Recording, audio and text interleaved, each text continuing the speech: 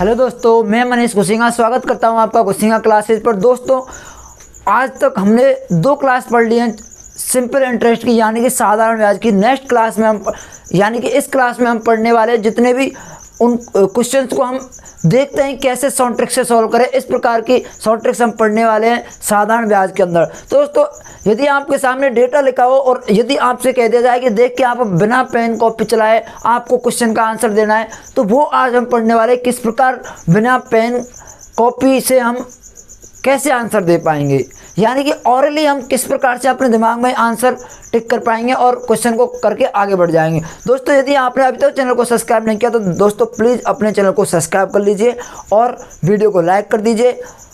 दोस्तों, मैंने इस चैनल पर आपको काफ़ी अच्छे से परसेंटेज पढ़ा रखी है। यदि आपको परसेंटेज का कोई भी कंसेप्ट देखना है तो परसेंटेज की प्लेलिस्ट बनी हुई है दोस्तों, उसकी प्लेलिस्ट की लिंक डिस्क्रिप्शन में डाल दी गई है, आप ज़रूर से ज़रूर एक बार चेकआउट कर लेना।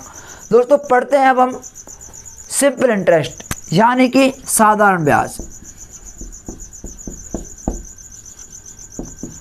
साधारण ब्याज हम पढ़ने वाले हैं दोस्तों। वैसे तो इसकी हमने 2 क्लासें अब तक पढ़ ली है, एक तो इंट्रो क्लास और कुछ क्वेश्चंस भी हमने इसके डिस्कस कर लिए थे। लेकिन दोस्तों, आज की इस क्लास में मैं आपको थोड़ा एडवांस लेवल से पढ़ाऊंगा, जैसे कि CGL, CHSL और इनमें बड़ी एग्जाम्स में जैसे कैसे हम डायरेक्ट क्वेश्चन को सॉल्व कर पाए, कैसे किस प्रकार की अप्रोच होनी चाहिए जिससे हम डायरेक्ट क्वेश्चन को सॉल्व कर पाएंगे। दोस्तों, बढ़ते हैं हम।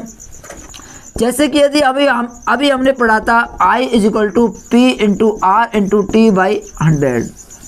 दोस्तों, ये हमने अब तक पढ़ रखा है। वैसे हम इस फॉर्मूले से साधारण ब्याज का कोई भी क्वेश्चन आसानी से सॉल्व कर सकते हैं, लेकिन इससे भी थोड़ा अच्छा हो जाए उसके लिए मैं आपको एक बढ़िया से ट्रिक्स बताता हूँ। ट्रिक्स दोस्तों कुछ भी नहीं है, बस यही फॉर्मूला है, इसी को थोड़ा मॉडिफाई किया हुआ है बस, और कुछ भी ट्रिक्स होती नहीं है।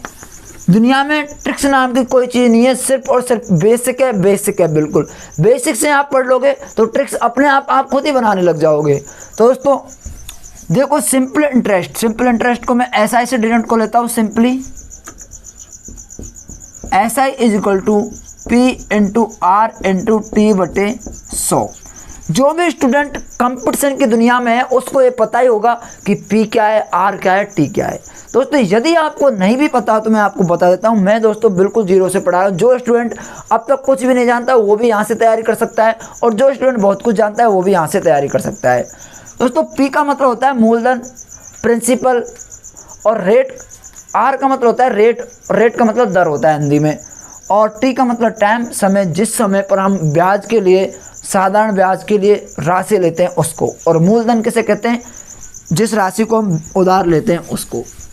अब दोस्तों, यदि हमें R को हम परसेंटेज में बदलना चाहें, SI को हम परसेंटेज में बदलना चाहें, तो एक काम कर सकते हैं हम, P × R % T।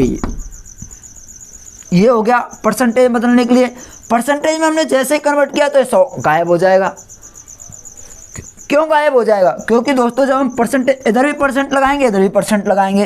परसेंट का मतलब होता है 1/100। तो दोस्तों, जब हम परसेंट कब लगा सकते हैं यहाँ पे? परसेंट जब लगा सकते हैं जब हमारे पास 1/100 हो, तो 1/100 बन जाएगा यहाँ से। तो दोस्तों, आप आसानी से परसेंटेज में बदल सकते हो उसको। परसेंटेज का मतलब होता है % = 1/100। यदि आपको नहीं पता हो तो परसेंटेज की प्लेलिस्ट की वीडियो मैंने डिस्क्रिप्शन में डाल दी है, ज़रूर से ज़रूर आप एक बार चेकआउट कर लेना। बहुत शानदार परसेंटेज पढ़ा है दोस्तों, उसको आप ज़रूर से ज़रूर देखना। SI % का फॉर्मूला होता है P × R × T, R%। अब यदि हमें T का मतलब 1 साल के लिए यानी 1 वर्ष के लिए यदि हमें ब्याज निकालना हो तो कैसे निकालेंगे? SI % = P × R%। और दोस्तों, अब हम इसको मैं थोड़ा हटा के चलूँगा, आप समझते चलो एक बार बस। अब मेरा कहने का मतलब यदि हमें सिंपल इंटरेस्ट जब निकालना है तो मूलधन को हम एक मिनट के लिए छोड़ देते हैं। दोस्तों, मूलधन को हम कुछ मान लेते हैं, 1 मान लेते हैं। 1 × R% × T। यानी कि यदि हमें ब्याज निकालना है तो हम रेट और टाइम का मल्टीप्लाई कर देते हैं तो ये हमारी इफेक्टिव रेट आ जाती है। जिस प्रकार से आप देखिए यहाँ पे पी में लगाई देता हूँ, यदि हमें टी का मतलब 2 साल के लिए, और मैं एक एग्जांपल के थ्रू आपको समझाता हूँ दोस्तों, बिल्कुल आपके आसानी से समझ में आ जाएगा। और समझ में आना ही आना है, या तो एक बार समझ आएगा या फिर 2 बार में समझ आएगा। दोस्तों यदि आर का मतलब मैंने 10% मान लिया और टी का मतलब मैंने 30 मान लिया, तो दोस्तों मूलधन पी इंटू आर और गुणा टी, यानी कि 10 गुणा 3 तो 30%, यानी कि आप 30% का मतलब 30/100। तो इसका मतलब है दोस्तों, यदि आप मूलधन का 30% निकाल लेते हो तो वो हमारा ब्याज आ जाएगा। अब हम क्वेश्चंस की तरफ बढ़ते हैं, थोड़ा थोड़ा आगे बढ़ते हैं। जैसे हमें एक क्वेश्चन दे रखा है दोस्तों, मैं मान के चल रहा हूँ 10,000 रुपये हमारा मूलधन है, और टाइम है हमारा 3 वर्ष, और रेट है हमारी 5%। तो दोस्तों 5% की रेट पर 5% पर एनम है, यानी कि प्रति वार्षिक दर है। दोस्तों अभी हम वार्षिक दर ले रहे हैं, और जैसे ही आपको अर्धवार्षिक दर या फिर त्रैमासिक दर ये अगर ली जाएगी तो आपको क्वेश्चन में लिखा हुआ होगा। यदि आपसे क्वेश्चन में किसी प्रकार की दर नहीं लिखी हो तो दोस्तों आपको सिंपल वार्षिक दर मान लिए। अब यदि हमें इसका SI निकालना हो, SI% या SI एक ही बात है दोस्तों, यदि SI हमें निकालना हो तो क्या करेंगे हम? पहले हम क्या करते थे, इनका फॉर्मूला लगाएंगे बटे 100 करेंगे, उसमें थोड़ा टाइम लगेगा। लेकिन हम क्या करते हैं, मैंने आपको अभी बताया था P into R% into T, formula वही है दोस्तों, उसी से बिल्कुल थोड़ा शॉर्ट किया है मैंने इसको। तो इन दोनों का हम मल्टीप्लाई कर लेते हैं अपने दिमाग में, तो 5 या 15%, यानी कि इफेक्टिव रेट निकाल लेते हैं हम। दोस्तों इफेक्टिव रेट का कंसेप्ट आप चक्रवृद्धि ब्याज में बहुत अच्छे से पढ़ेंगे। यदि चक्रवृद्धि ब्याज में इफेक्टिव रेट से क्वेश्चन किया जाए तो विदिन 30 सेकंड क्वेश्चन हो सकता है, और यदि हम वैसे फॉर्मूला लगा के करेंगे तो 1-1.5 मिनट लग जाएगा। दोस्तों इफेक्टिव रेट आपका बहुत टाइम बचा सकता है। तो दोस्तों यदि देखते हैं आप यहाँ से, मतलब 3 साल है और 5% रेट है, तो ऐसा % कैसे निकालेंगे? P का 15%, 15/100, यानी P कितना है हमारा 10,000 का 15%, 1,500 रुपये। अब दोस्तों आपको पेन और कॉपी यूज लेने की भी जरूरत नहीं है, बिल्कुल पेन लगाने की जरूरत नहीं है इस क्वेश्चन में। आप वैसे तो फॉर्मूला लगाते, P into R into T करते, फिर हम 100 करते। अब आपको क्या करना है, इन दोनों को मल्टीप्लाई करना है P R इंटू टी का, तो 15% आ गई इफेक्टिव रेट। अब P का 15% निकाल दो, यही हमारा ब्याज हो जाएगा। तो P का 15% किस प्रकार से निकालेंगे?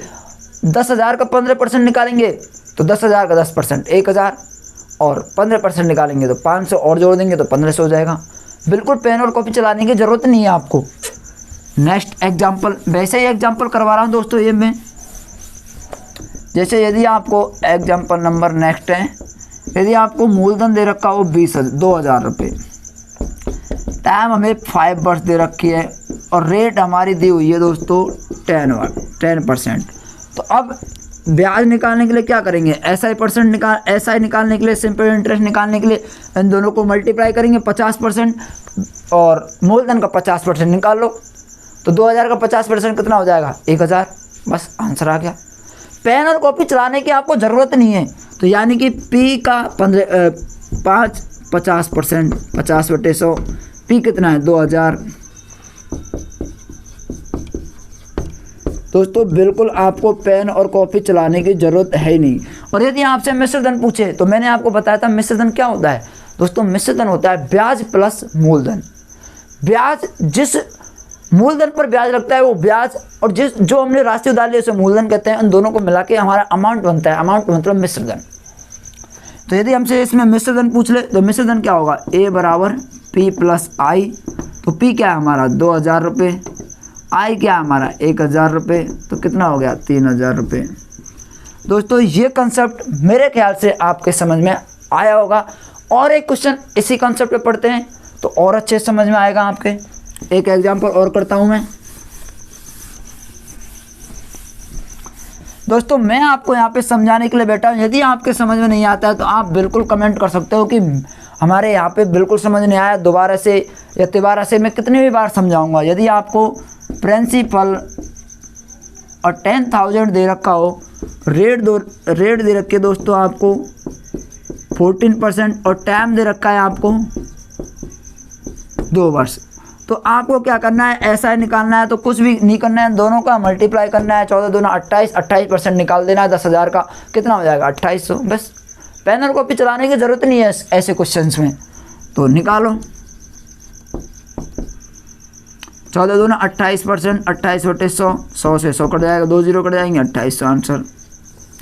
अब दोस्तों कुछ दोस्त सोच रहे होंगे कि क्या हो रहा है, हमारे तो कुछ समझ में नहीं आ रहा। दोस्तों समझने की बात है, आप समझो यहाँ पे SI परसेंट, जैसे कि अब मैं इसको हटा देता हूँ, फिर थोड़ा सा और समझा देता हूँ डिटेल में। और फॉर्मूला क्या होता है SI का, सिंपल इंटरेस्ट का फॉर्मूला होता है P × R × T/100। इसमें भी हम दोनों का टाइम मल्टीप्लाई कर रहे थे, फिर 100 का भाग देते। तो दोस्तों मैंने क्या किया, इस 100 का यूज़ करके इसको परसेंटेज बना लिया, यानी कि ये लिखा हुआ क्या है, ये लिखा हुआ है 1/100। अब दोस्तों यदि आपने परसेंटेज अच्छे से पढ़ रखा होगा तो परसेंटेज का मतलब होता है % = 1/100। तो इसको इधर छोड़ो परसेंट, इधर SI का मान निकालना हमें। तो SI बराबर क्या आएगा, P × R % × T। अब हमें परसेंटेज में तो वो दिया हुआ ही होता है, उसको क्या करते हैं हम टाइम के साथ मल्टीप्लाई कर देते हैं, और जितना होता है वो हमारी इफेक्टिव रेट बन जाती है। तो जैसे कि 5% है, टाइम 2% है दोस्तों, इफेक्टिव रेट कितनी हो गई, इसे इफेक्टिव रेट कह सकते हैं हम। R × T को इफेक्टिव रेट कह सकते हैं। तो 5 दूना 10, 10% हो गई। अब यदि हमें प्रिंसिपल कुछ भी दिया हो तो प्रिंसिपल का 10% निकाल देंगे, 1/10 आता है 10%, तो प्रिंसिपल का 1/10 हमारा ब्याज हो जाएगा। मेरे ख्याल से आपके बिल्कुल समझ में आ गया होगा। अब दोस्तों एक एग्जाम्पल मैं और करवा देता हूँ, अच्छा सा एग्जाम्पल करते हैं इस बार हम। यदि हमें प्रिंसिपल दे रखा हो 15,000, टाइम दे रखा हो हमें 2.5 वर्ष, अब दोस्तों रेट दे रखी हो हमें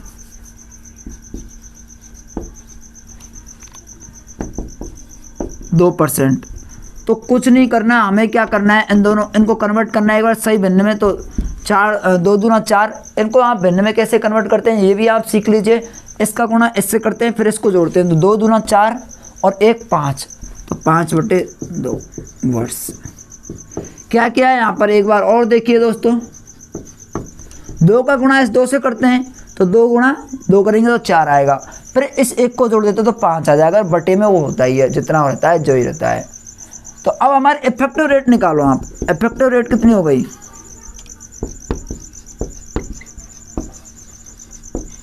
इफेक्टिव रेट का मतलब होता है प्रभावी रेट। और साधारण ब्याज में क्या है, ब्याज पे ब्याज लगता नहीं है, बिल्कुल मूलधन पर ब्याज लगता है हमेशा, इसलिए हम इफेक्टिव रेट निकालेंगे। तो 5/2 और 2% है तो 5, यानी कि हमारी 5% इफेक्टिव रेट आ गई 2 वर्ष के लिए। आप एक बार 2.5 वर्ष के लिए एक बात देखिए, यदि एक साल के लिए हमें 2% इफेक्टिव रेट दे रखी है, 2% रेट दे रखी है, 2 साल के लिए कितनी हो जाएगी 4%, और 2.5 साल के लिए 5%। तो मूलधन का हमें 5% ही तो ब्याज निकालना है। तो मूलधन कितना है हमारा 15% दे रखा है। अब 15% का 15,000 का 5% निकाल लो दोस्तों, बस 750 रुपये ब्याज आ जाएगा। आप इस प्रकार भी सोच सकते हो, 15,000 का 10% कितना होता है 1,500 रुपये, और तो 5% कितना हो जाएगा, 2 का भाग दे दो 15 से में 750 रुपये। बस दोस्तों सोचने की बात है, सोच से तो दुनिया आकाश में और चांद तक पहुंच गई। हमको क्या है, बस कुछ नहीं तो करना है और कुछ नहीं करना दोस्तों। और एक कंसेप्ट मैं आपको और समझा देता हूं, यदि आपके बिल्कुल समझ में नहीं आया हो तो एक कंसेप्ट और है इसमें।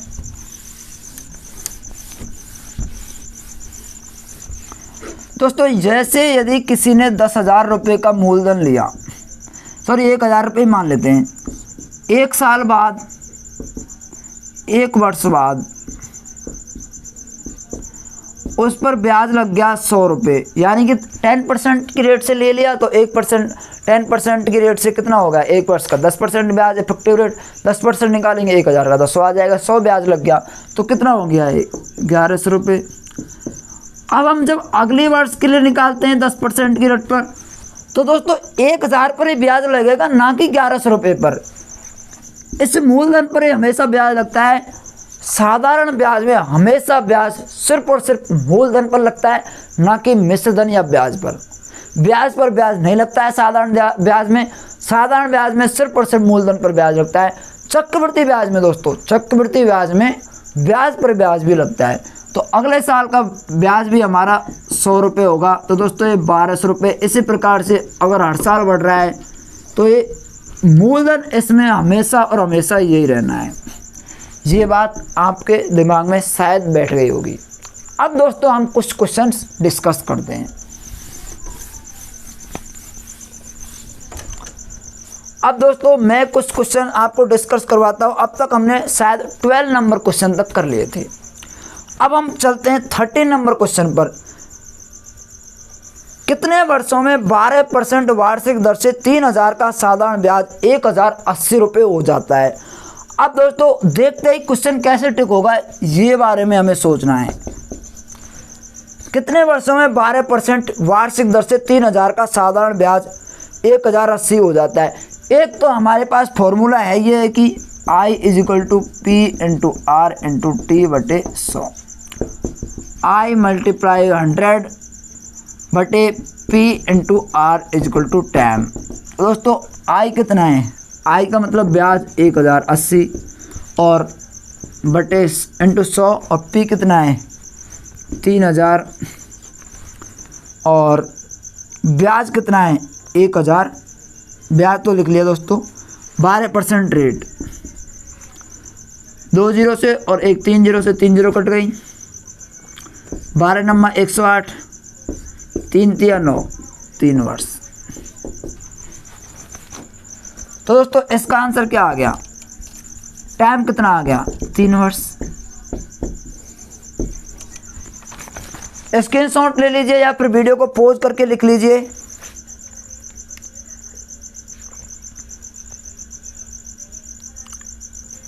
बढ़ते हैं दोस्तों नेक्स्ट क्वेश्चन की तरफ। इस क्वेश्चन को आप बिल्कुल फॉर्मूला से कर सकते हैं, बिल्कुल इजीली हो रहा है, इसलिए मैं आपको इसमें, क्योंकि यदि मैं शॉर्ट ट्रिक्स बताऊंगा इसमें आप फंस भी सकते हो। इसमें हमने टाइम पूछा है तो टाइम निकालने के लिए आपको सीधा सीधा ये करना है। जब हमें रेट वगैरह या फिर इंटरेस्ट वगैरह पूछा हो तो हमें ऐसे काम करने हैं जैसे मैं आपको करवाऊँगा। बढ़ते हैं नेक्स्ट क्वेश्चन की तरफ।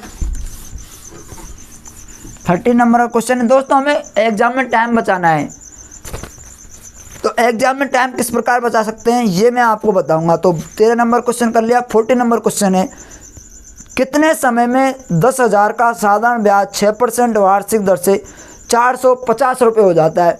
दोस्तों वही क्वेश्चन है, सिंपल, कुछ नहीं करना। इसमें भी यही फॉर्मूला काम में लेना है हमें। टाइम बराबर I × 100 × P × R बटे P × R।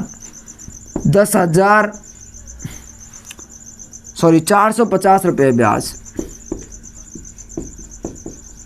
बटे मल्टीप्लाई रेट कितनी है दोस्तों 6% रेट है हमारे। 3 0 से 3 0 कट गई, 3 से 15 बार कट गया, 3 से 2 बार कट गया और 5 से ये 2 बार कट गया, 5 से 3 बार कट गया। 3 बटे हमारा 4 आंसर आ गया दोस्तों।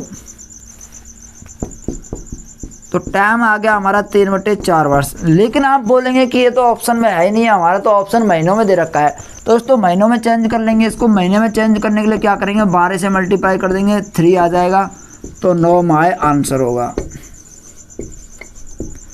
दोस्तों बिल्कुल इजी क्वेश्चन है, टाइम निकालना है हमें।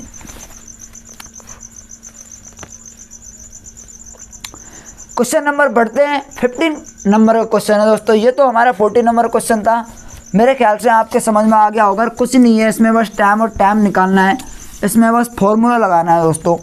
नेक्स्ट क्वेश्चन बढ़ते हैं। कोई धन साधारण ब्याज से 30 वर्ष में तिगुना हो जाता है तो ब्याज की वार्षिक दर क्या होगी। अब दोस्तों ऐसे क्वेश्चन को किस प्रकार से करते हैं आइए देखते हैं। यदि कोई धन साधारण ब्याज से 30 वर्ष में तिगुना हो जाता है तो ब्याज की वार्षिक दर क्या है। अब दोस्तों ऐसे क्वेश्चन में हम ट्रिक्स लगाएंगे। जैसे कोई धन 1 से कितना हो गया, 1 से बढ़कर 3 हो गया दोस्तों।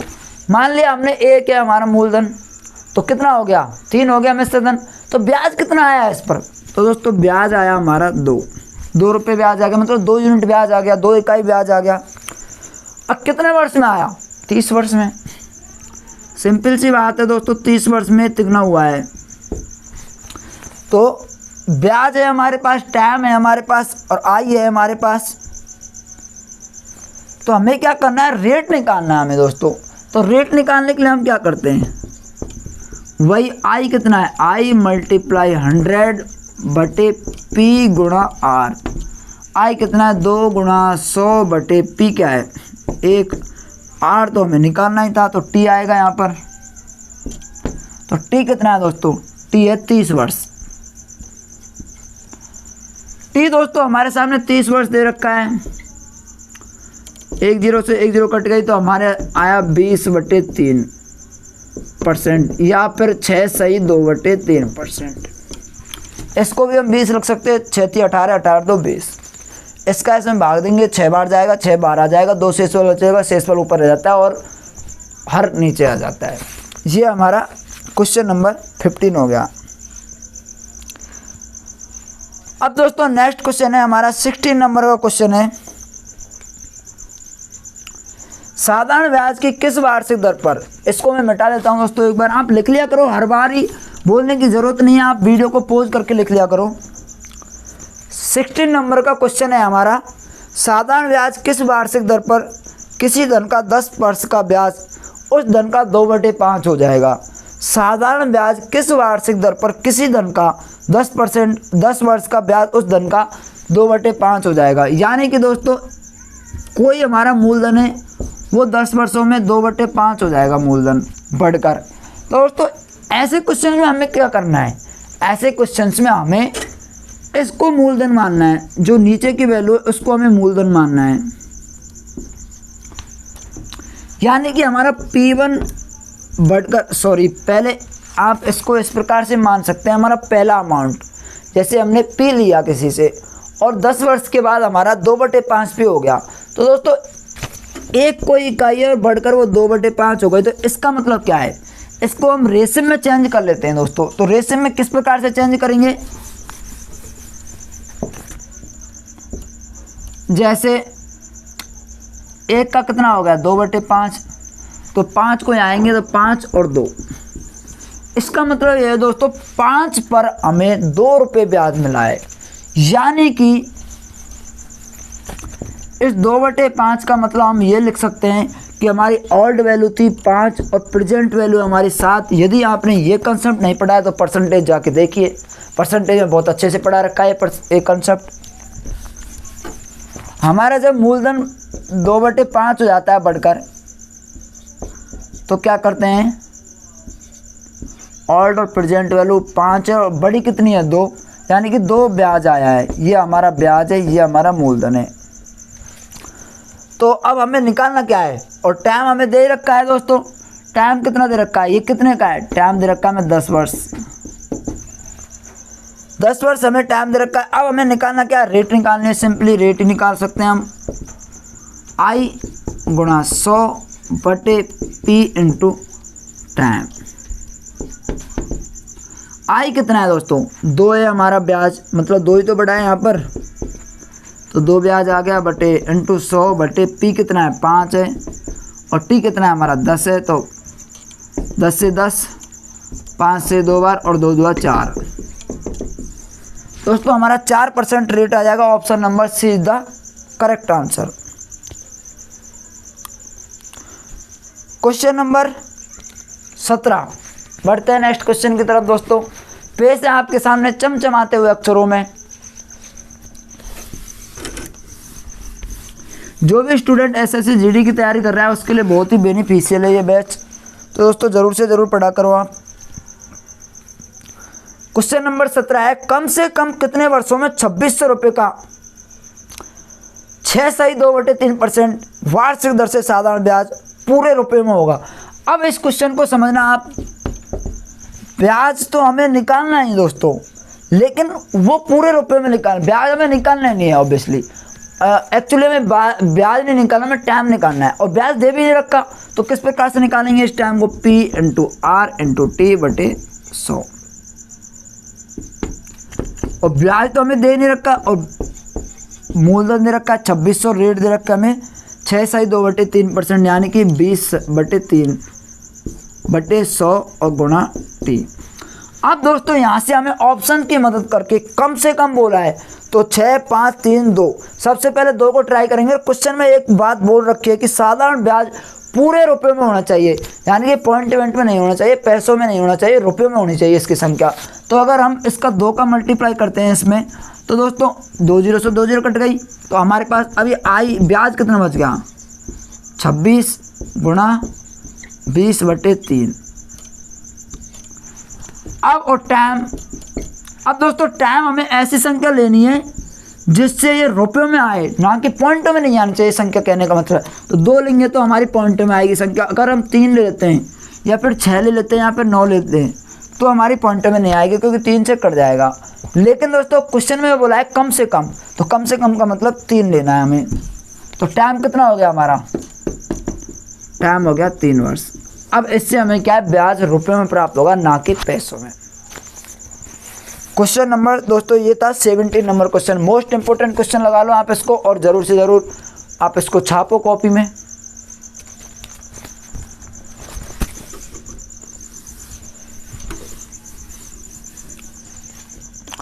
अब है हमारे सामने लास्ट क्वेश्चन आज की क्लास का, और 18 नंबर क्वेश्चन है, साधारण ब्याज एक निश्चित दर से कोई धन, साधारण ब्याज की एक निश्चित दर से कोई धन 20 वर्ष में दुगना हो जाता है, इस धन को तिगुना होने में कितना समय लगेगा।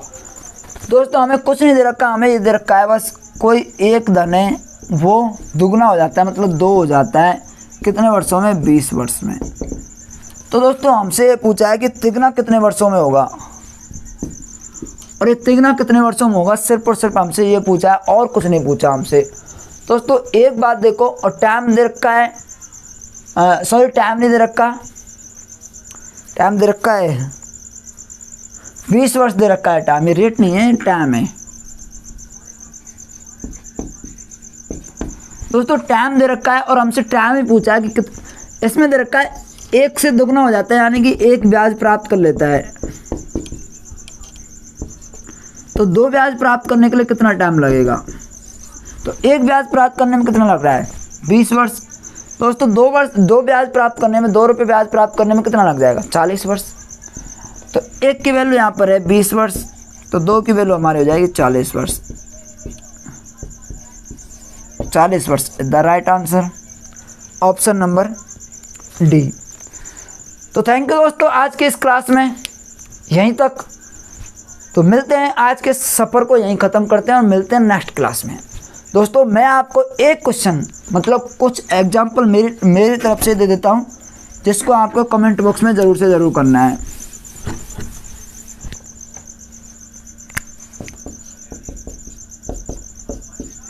HW दोस्तों ये 15,000 रुपये ब्याज है, सॉरी 15,000 रुपये मूलधन है, रेट दे रखे 37.5%, टाइम दे रखा है दोस्तों 8 वर्ष, और ब्याज निकालना है हमें।